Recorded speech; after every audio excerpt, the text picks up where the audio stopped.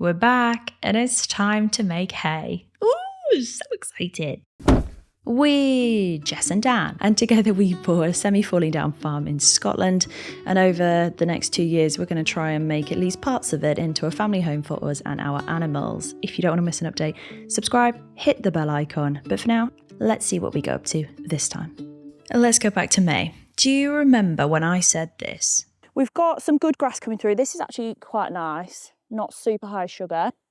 It's too rough to pull a hay crop from. Oh, how wrong was I? It turns out that up here people are made of harder stuff, and actually the Scottish bale everything, which is a win for us. So as our field looked like this, it was time to do something about it. Yes, it's a bit weedy, let's ignore that for a second and introduce our A-team. With the help of contractor Jack and neighbouring local farmer legend Ryan, we set about actually making some forage for our animals so that they could eat all of their good juicy nom-noms over the following winter. With a clear weather forecast for once and some good dry days set to come ahead, we began by cutting. I mean, this is definitely the royal we. I did absolutely nothing of any use at this stage. And as that field is so rough, it did take a great deal of skill to find the bits that could be cut and ignore the bits that definitely couldn't. Anything that was likely to damage machinery and equipment was abandoned, and that left our field with lots of little pockets that weren't cut. So although she's 19 acres, the amount that was cut was closer to about 12, and that's important for the yield that we were expecting, because everybody, including probably the red kites above, thought that we would get maybe, perhaps, 35 to 40 bales off of this field. Those are famous last words, and we need to put a pin in that and return. The average hay crop, by the way, from a piece of land is 8 to 10 bales per acre. That's a good crop, as far as all of the experts seem to tell me, and therefore we were not expecting much from this hilly, old, ancient grass field that had only been eaten by cows for the last 2 years, as far as we're aware. Technically, we were setting out here to make haylage, which is different from hay. So for those, and I know that there are a lot of people who follow our videos who don't actually know that much about what happens on the land, I'm going to try and utilize this video to explain the process of making hay/haylage. So at the moment, what's happening is we're cutting the grass, right? In mowing. And then what happens is this, which is turning using a tedder. So it's also known as tedding. This bit essentially spins out the grass into a wider area so that it can dry. And this is the prime moment where all of the red kites decided that actually now is time for dinner. So for the wildlife lovers amongst us, count the kites. There are a lot of red kites flying around. They live quite close to us, and they all know that cutting grass is the best time to be around. It was a really nice experience for me, to be honest, flying the drone, to fly with the kites. I was flying above them for most of the time. They were super spatially aware. They kept away from the drone, and I tried to keep as much as I could away from them. But it was just really nice to soar with them.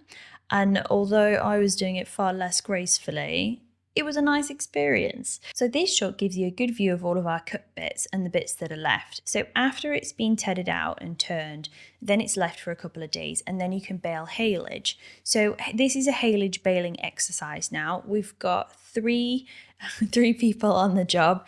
There's 2 balers on site here and one that's rowing up. So they're rowing up the grass into a mound, and then the baler drives over the mound, and the baling machine makes a bale, spits it to the back section, which you'll see more of in a second, and then wraps the bale and then drops the bale. So haylage is different from hay. So hay is dried grass. Haylage is actually quite wet grass, but not as wet as silage. So there's kind of like different grades going on here.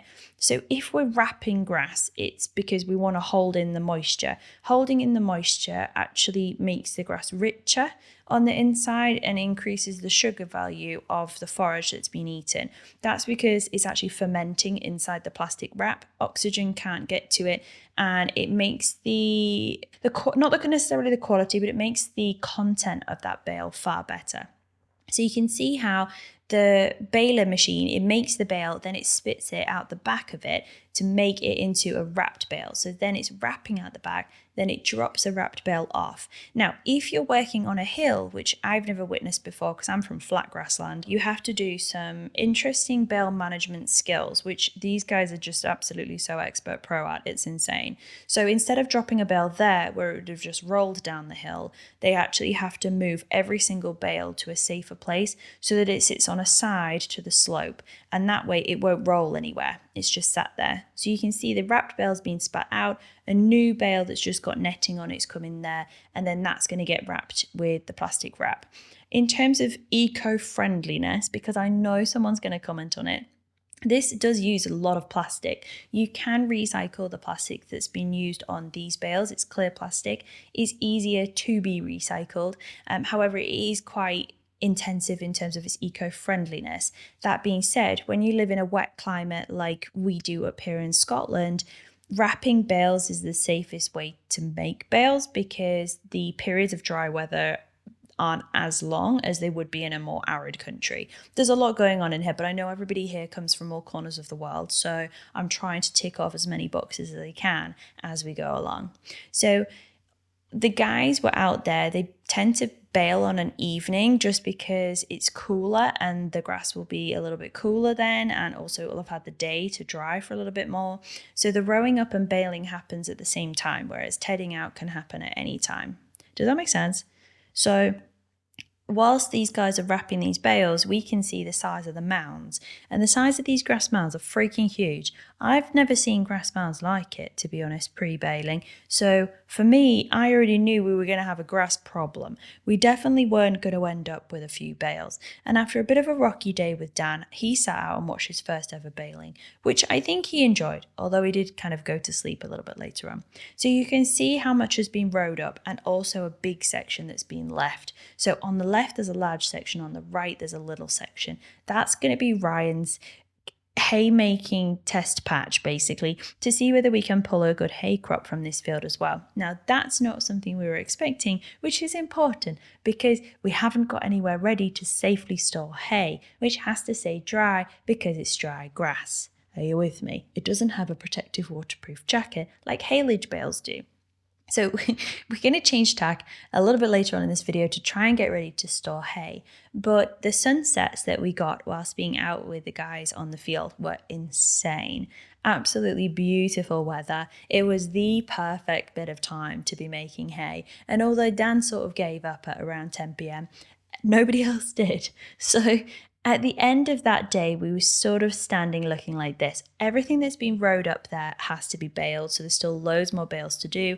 I counted at this point 54 and had an internal panic. At the point where I got 54, I knew we didn't have room for 54 of any variety, to be honest, and therefore we had a giant problemo, which needed to be solved, but not on this day, because at this point it's bedtime, basically. The guys continued to bale and wrap, and whilst we're watching them do a little bit of baling and wrapping, I thought it was probably a good moment now to explain why we've been gone for so long, because everybody's had a panic. We've had DMs from lots and lots of different people asking if we're okay. Is everything okay? Is everybody at the farm okay? Is the farm okay? Everybody's fine. So don't panic about that. The reason why there's such long delays in getting the YouTube videos out is because each one of them takes me, Jess, here, about 24 to 36 hours to produce one video. And if I'm doing one per week, that's multiple work days out of my schedule, and I don't have the time right now.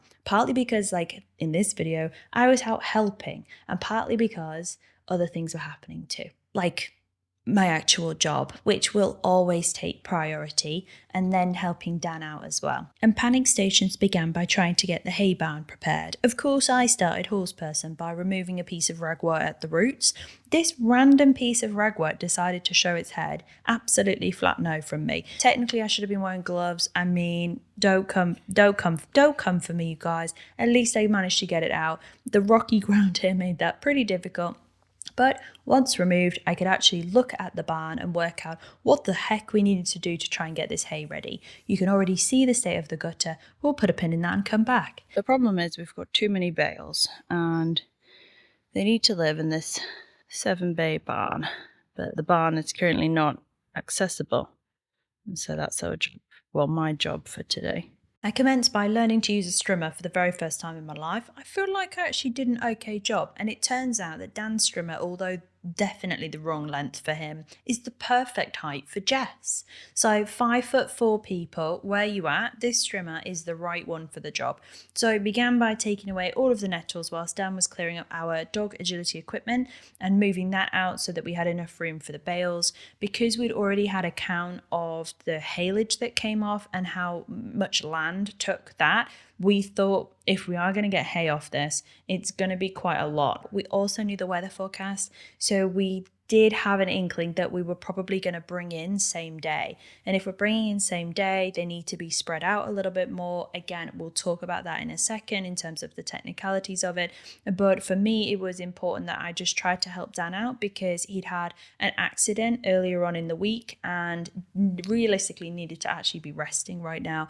But obviously, that wasn't the case. So we started by just clearing up, by neatening it up, just so that when whoever was handling the bales, they could see where the rocks were on the side, because this whole thing's built into like a rock face. So where were the rocks? Where isn't rocks? Where are trees? Where are any obstacles that might come into play? Also just open up the space a little bit more, because it looked like a really narrow strip and it's actually not that narrow. It's still very narrow, but it's not that narrow. It's not as narrow as it looked. So just basically trying to help to make sure that it was done as efficiently as possible and also avoid any accidents or issues that might come along the way. At the end of my strimmathon, we looked like this. I haven't done this front section yet, but I definitely will be doing so. So you can see we've gained way more width. You can see easily where the stanchions are. You can see where the concrete bases are for them.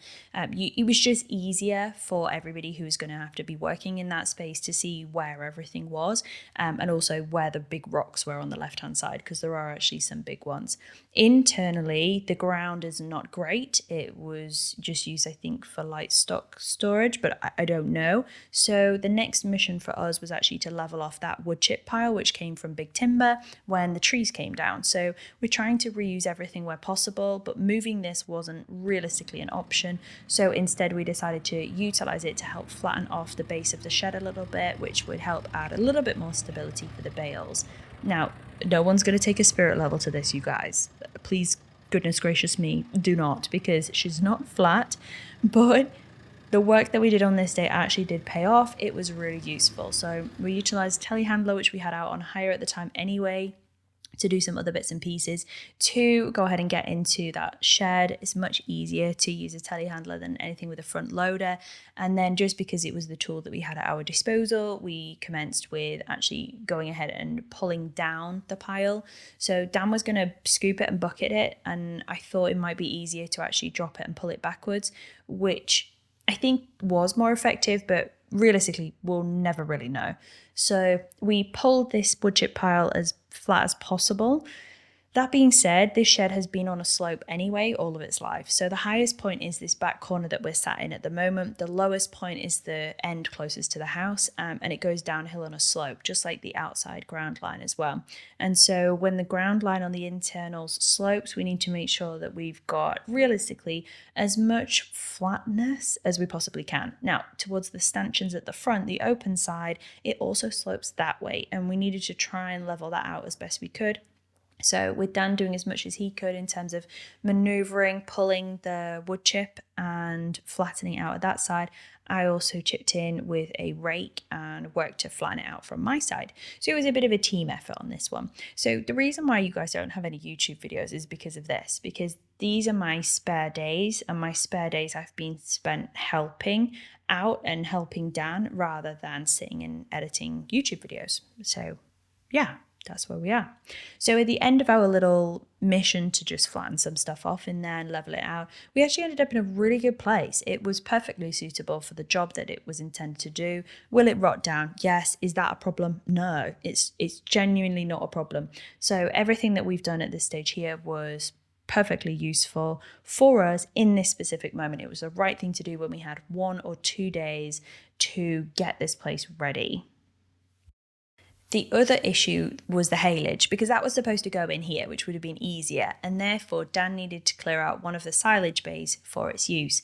One of them we have as a bonfire area, so a fire area for rotten wood, and one of them we have for this rubble. So Dan first started by neating up the bonfire area and sort of like making sure that that was all pushed up as tight as it could be before we lit that, to make sure that that side was clear. And then he also worked to go ahead and pick up as much of the rubble as possible, well, all of it realistically, and actually put that at the back of the other side. Now, a lot of you are going to be like, why don't you just get a skip and get rid of it? That rubble we're actually going to use. So a lot of it we're going to put through a crusher alongside a lot of bricks and stuff and stone from old buildings that need to be removed from the site based on the plans that we have for it.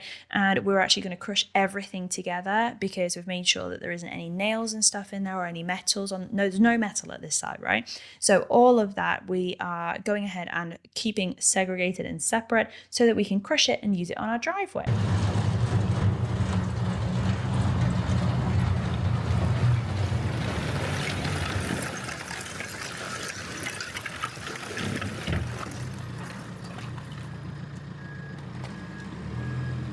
I mean, technically, it's not just on the driveway, but we need a lot of rock because a lot of our driveway is washed away. And therefore, we are saving as much of bits that we can so that we can put it through a crusher, squish it all down into a big pile of mush, and then fill in holes in different places. So there is some method to the madness. And I chipped out to come and help to see where he was at and what he was doing. And conveniently, I obviously arrived at the very last moment. So I headed out and saw Dan. He was just getting the last of the tyres and the wrap. So I tried to help as much as I could without getting myself absolutely covered, even though I was in my scruffy clothes. So I just folded up some wrap and made sure that it was ready so that Dan could just pick it up. I dropped Ryan a text that we'd finished the clearing of the silage bay so the bales could come in. So he headed out all by himself in the middle of a beautifully hot day. It was awful. It was awfully hot, to be honest.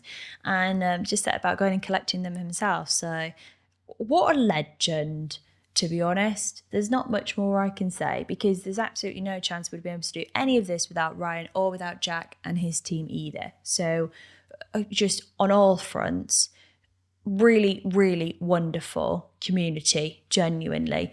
And some tight gateways that had to be negotiated, and some tight pathways, and some tight driveways. So all of that was all good. It came up out of the top gate because it was the one that had the largest turning circle, and then headed back down the driveway. So this section of the drive isn't that long. It's probably about 450 metres. So half a kilometre. So not that long, realistically. It is quite long. I'm not going to lie. It freaking goes on forever. But yeah, so we're following now Ryan driving a trailer load of bales and one on the front down the driveway. And what we're going to go past is some stuff that you're going to be like, what's going on there? What's going on there? Don't worry, guys. I'm going to bring you up to speed as soon as I can. I promise. I absolutely promise you. But yes, you're going to see a little bit of an open roof that's having some work. And that is a very dramatic moment where Dan might or might not have had his accident. But yeah, so you can see the silage bays on the right hand side where we've got that bale stack going on there. So Ryan's already brought in loads by the time I've managed to get out here with my drone. And we're just going ahead and stacking them. Again, the royal we. There's a lot of the royal we going on here. Too high, I think. Maybe 3. Oh my goodness, we're going to have to wait and see because I actually can't remember. Is it too high? It definitely is too high. I climbed up it yesterday. It's too high, for sure. So expert handling, you can definitely tell Brian does this literally all the time. Goodness gracious knows what would have happened if we were left with loading up onto a flatbed trailer and then unloading at the other end. There would be bales everywhere. Dumfries and Galloway would be covered with disaster bales that were definitely not caused by us. This is the moment where we realised we can fit loads of bales in a silage bay. How many bales do you think we can fit? I reckon that we could probably fit a good, good for you, 400 bales? I don't know if that's a bit of a reach. That's at too high though, of course. But the work didn't stop because at this point, right when this is happening, someone else is tedding the hay. So the hay's being turned at the exact same time. It was scorchio. I think this was probably the hottest day of the year so far. And of course, that was the one that we decided to do the strimming on, the levelling of the wood chip on, bringing in the wrapped bales on, doing all of this stuff on, Dan being injured on, just basically everything really. And soon enough, it was time to bale that hay. Oh, this was such a beautiful day. This was such a beautiful day. And the sunset later on, you guys, oh, gorgeous. So rowing up happens first, remember? So it's all kind of the same process as it was for haylage, only it's been left out to dry and turned a few times so that it can dry as much as physically possible. We were due rain either this night or early the following morning, hence why we made the decisions that we did at the time. So it's being rowed up in front, behind is the baler going on. Because this is hay, it's not wrapped in plastic. So it's just wrapped with the netting that holds it all in place. So when we're looking at kind of how the two differ, hay's left out for longer to dry, it's turned more times to dry, and then it's baled without a plastic wrap, which means that the air can get to it, dry it further, it sits and sweats a little bit, it still gets hot, but it's a different type of forage for animals. So it's lower in its richness, it's lower in its quality, as it were. So an animal can eat much more of it without taking on the same amount of calories as they would with the same volume of haylage, which is why people pick between hay or haylage when they're feeding horses. So for a horse that's quite poor and is struggling with energy requirements and calories, you'd feed them haylage most often because they'd get more calories from it for the same amount that they eat. If the horse is fat or it gets very hot and fresh when it's had a lot of kind of sugary food, then they're on hay. So kind of a differentiator. And if even hay is too rich, usually they're fed straw, but tends to happen in Europe more than it does in the UK, as far as I know. Anyway, they're rowing up, they're baling. Ryan is back on the job. He's bringing in the hay. So he's going out and manually bringing in individual bales, well, technically 2 at a time. And he's going to bring them all the way down the field this time and not go down the driveway. That's because our farmyard is far too tight to be doing this at any useful level of speed. So instead, Ryan has to navigate a cliff face with his tractor and 2 bales on the front until he can get to the shed, which we've tried to make ready for the hay to come in. So he's about to go down the steep cliff face now, actually navigates it fairly well, going at a slight angle to make sure that we don't have any accidents. And there's my little grass training field where I train the dogs. Perfectly useful flat piece of ground. It's the only flat piece of ground we have, you guys. It's just one of those things. So taking those bales in, he is going to head round that corner through the tight gap where we're awaiting a new gate so that we're horse safe. And he's going to swing a left straight into the hay barn where we were earlier. And at this stage, he passes them to Dan, tees them up, and Dan's going to go out and lay them out and row them. So this is a 4-person job, essentially. We've got someone rowing up, someone baling, someone moving, and someone handling on the inside of the shed. So 4 persons happening. All at the same time, all late at night. So you can see that the sun's starting to set just by the shadows and how long the shadows are. Photographer in me is coming out now. So we're probably around about 7 o'clock on the night time, maybe 8 o'clock on the night time in July. So end of July. And Ryan's going up there again and again and again. But I'm getting ahead of myself because here we have the 3 of them working like normal, like clockwork, to get all these bales in on time. And for me, I love watching this happen, being able to make something really useful from something that probably a lot of people, including myself, didn't think was that useful is really special. So the sheer volume of bales that we get off of this field is insane. Nobody expected it, none of us. The 6 of us that are sat here, well, 5 of us that are sat here, I guess right now, whilst this was happening, none of us expected the amount of bales to come off here that did. So, yeah, it's just crazy. And look at those little hilly outcrops that we couldn't cut. They're so cute. Whilst I'd love to sit and just watch drone footage, I do need to explain some more things. I'm so sorry. I'll shut up soon, I promise. So all the way down there, down the hill, into the farmyard, spinning round, we end up back with Dan.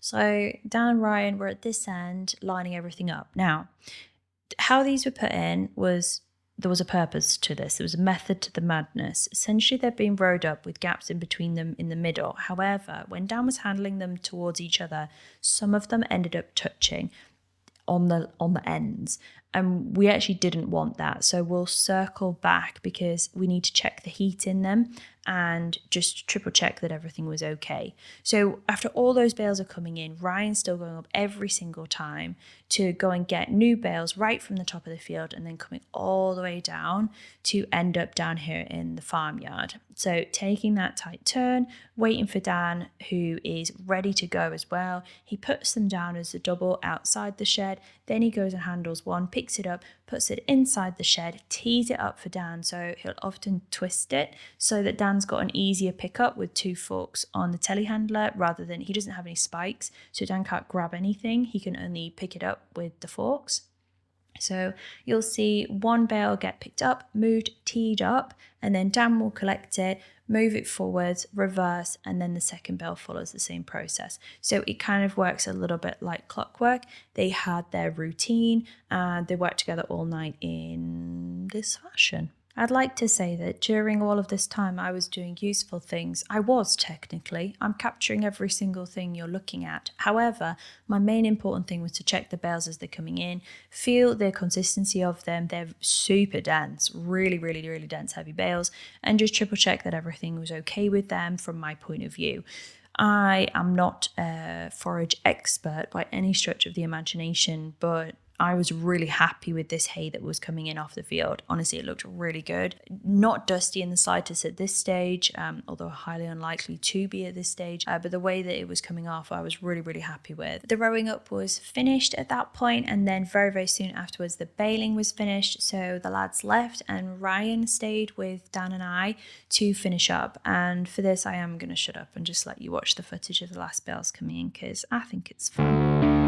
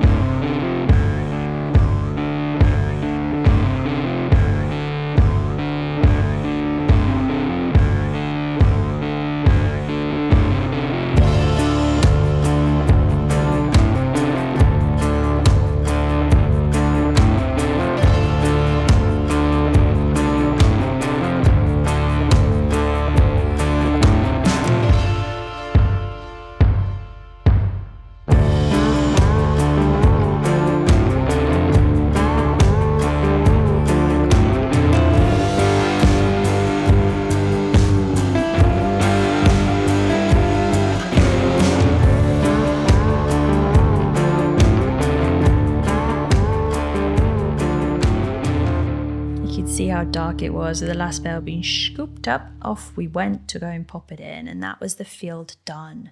All of it was finished, and at about 10:30 we clocked off. How great does it feel to have all of that off? Goodness gracious me, I am ecstatic about this, and it means we can fence. But hey, cat, also, did you know we have a cat? So, all done and dusted. This is the next day. It's exhausting. I'm just waiting for a student to arrive, but we have our bales in.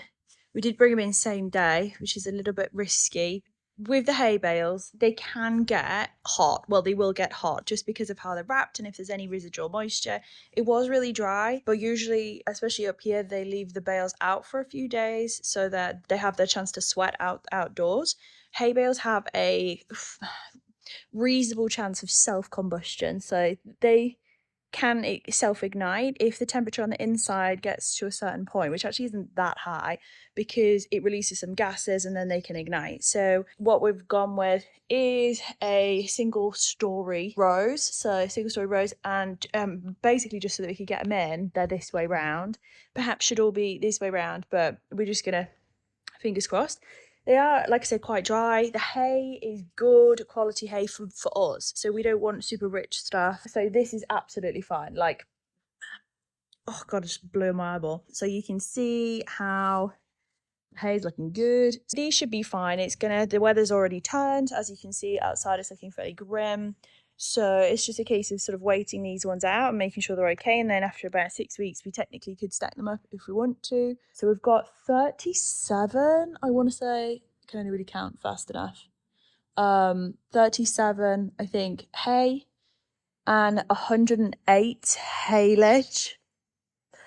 So a bazillion more than we were actually expecting to bring in. So we've got too much food. We'll probably use about 65, 70 bales over winter with 3 horses if they're in every night and they're ad-libbed. So for the babies, hay's going to be probably the best bet. But the haylage isn't super rich. That had dried out fairly well as well, to be honest. We just need to finish the guttering that we started up at that end. Oh, because all of this guttering needed to be replaced, so we'll just need to finish it all the way along the run, because at the moment, when it rains today, the guttering only takes you about part way and then it will drop, and at the back the ground is the same level as the shed, whereas down here you've got quite a big step to get from the ground to the shed. I don't know any sense anymore, but yeah, so I'm really happy because we don't have to pay for any forage this winter, so we're all self-sufficient in terms of all of the forage. We'll look at the quality of it all when we open the first bales October time, and we'll make an assessment then as to whether any of it is good enough to sell, so I don't want to sell crap, and if we're looking okay, then we'll probably look to offload at least a few bales of haylage. I don't need 108 bales of haylage. And I know that everyone will probably be more concerned about what's happening in the houses, but for us, this is so vital. This is so vital and absolutely did need to take priority when the weather was right for it to be done. So thank goodness. We're just going to look after this stuff. I'll keep checking it probably once every couple of days or so. I think it'll be fine. I mean, could be famous last words, but I really do think it will be fine. Happy days. Happy Jess.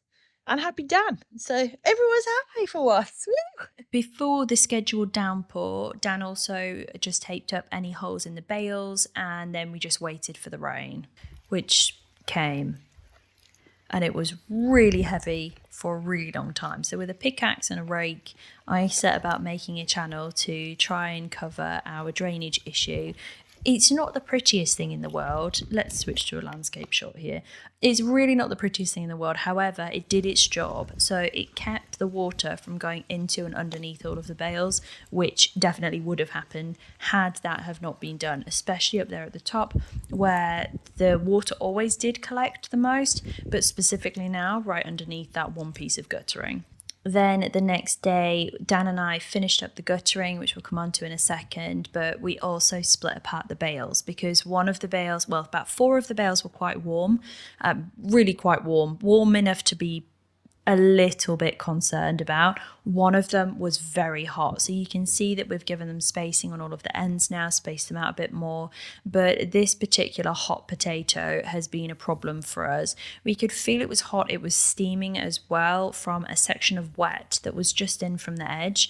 If you put your hand all the way into the bale as far as it could go, which wasn't far, you couldn't even hold your hand in there. It was so hot it burnt your fingers. So for me, I'd rather be safe than sorry and have a barn fire. You can see it's all caramelized. So it was really, really, really hot in there. We moved it out the front and it's cooling down really nicely.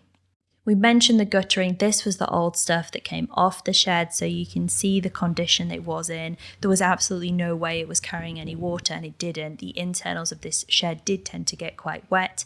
So Dan and I spent 2 days, it's about a day and a half really, replacing all of this length of gutter. Yes, it is 33 meters long, far too long for one run, but it did connect straight into the old tin downpipe, which was in okay condition. So we managed to get that slotted in and dropped in okay, and we have had rain since and it works as intended, so great news for us. And so we've ended up with a watertight-ish shed and freaking loads of bales. Solid week on the farm.